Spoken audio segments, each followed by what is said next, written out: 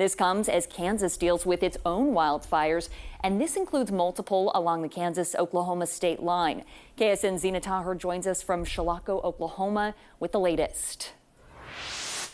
Yeah, Julia, right now I'm standing on the Kansas-Oklahoma state line. If you take a look over here, you can't quite see it through the brush, but this is where a fire triggered evacuations, a large fire, yesterday afternoon. Take a look. That burn patch you see was on fire yesterday afternoon. It's part of a larger area that was in flames. This is in tribal territory in Oklahoma, but nearby is state-owned land, and literally across the road is Kansas.